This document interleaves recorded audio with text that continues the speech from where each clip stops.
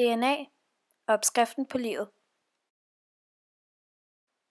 DNA er en forkortelse for deoxyribonucleic acid. Cellen er den mindste organisme i alt levende. I alle vores celler findes en cellekerne. Inde i cellekernen ligger alle generne på en lang streng, nemlig DNA-strengen. Inde i cellens kerne finder vi nogle strukturer. De kaldes for kromosomer.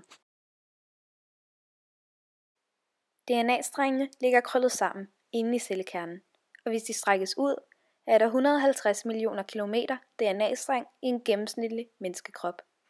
Det er nok til at nå hele vejen til solen. Her ser vi et stykke DNA. Normalt er DNA opbygget som en snoet trappe. Trappetrinene består af 4 stoffer, og hver trappetrin er dannet af 2 forskellige stoffer, som mødes på midten. 3 stoffer på rad giver koden for en bestemt aminosyre. De 4 aminosyrer hedder adenin, thymin,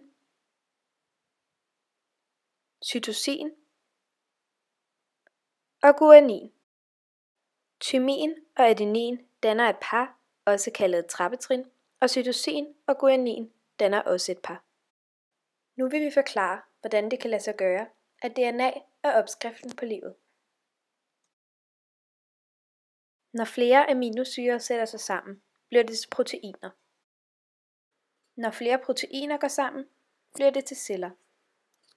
Når flere celler går sammen, bliver det til væv, som så derefter bliver til vores organer. Når organerne bliver sat sammen og får deres funktion, danner det alt sammen til sammen alle levende organismer, inklusive os selv, nemlig mennesker.